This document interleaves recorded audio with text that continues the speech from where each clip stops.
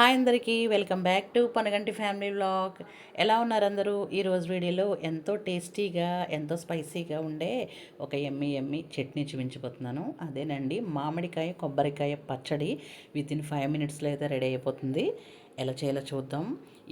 ఇదైతే ఈ చట్నీ అయితే మనకి రైస్లోకి చాలా బాగుంటుంది. ఒక స్పూను నెయ్యి వేసుకొని తింటూ ఉంటే చాలా బాగుంటుందన్నమాట వేడి వేడి అన్నంలో.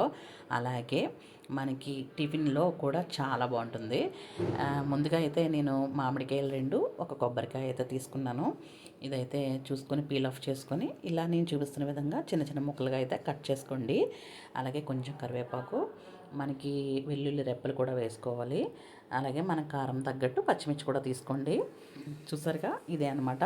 అలాగే పోపు దినుసులు కూడా నేను చూపిస్తున్న విధంగా పచ్చిశనగపప్పు, ఆవాలు, జీలకర్ర, మినపప్పు కూడా తీసుకోండి. ముందుగా స్టవ్ ఆన్ చేసుకొని ఒక కళాయి అయితే పెట్టుకొని 2 టేబుల్ స్పూన్ అయితే ఆయిల్ వేసుకోండి.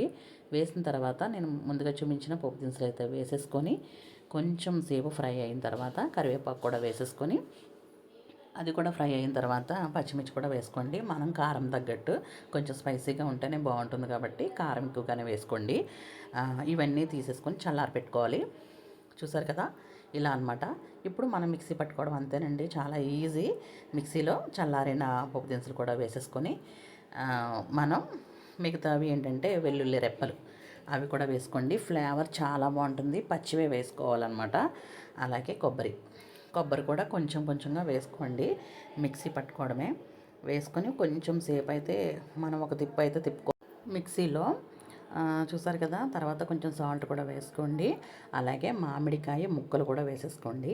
వేసుకొని నేను చూపిస్తున్న విధంగా మనం మిక్స్ అయితే పట్టుకోవాలన్నమాట. చూసారు కదా, ఫైనల్గా నేను చూపిస్తున్న విధంగా అలా అయితే అవ్వాలి. మనం రోటి పచ్చడి చేసుకుంటాం కదా, అలాగే అనమాట. అలానే మరీ వాటర్ అయితే వేయొద్దు. నేను అసలు వాటర్ యూస్ చేయలేదు. మీకు కొంచెం కొన్ని 1 వీక్ వరకు కూడా నిల్వ ఉంటుందన్నమాట ఫ్రిడ్జ్లో పెట్టుకుంటే.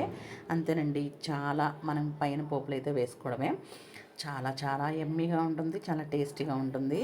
అలాగే మనకి రైస్లోకి చట్నీ అంటే మనకి ఇడ్లీలోకి దోశలోకి కూడా చాలా బాగుంటుందన్నమాట.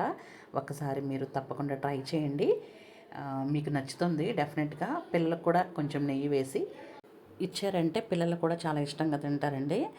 ఒకసారి మీరు కూడా తప్పకుండా ట్రై చేస్తారనుకుంటున్నాను. నా ఛానల్ కనుక సబ్స్క్రైబ్ చేసుకోకపోతే ఛానల్ సబ్స్క్రైబ్ చేసుకోండి. మరి బెల్ ఐకాన్ కొట్టండి. మరిన్ని వీడియోస్ మీకు వస్తూ ఉంటాయన్నమాట. నేను పెట్టిన ప్రతి వీడియో బెల్ ఐకాన్ కొట్టండి. ఈ పచ్చడి ట్రై చేసి ఎలా వచ్చిందో కామెంట్ సెక్షన్లో చెప్పండి. అంతేనండి. Thank you all.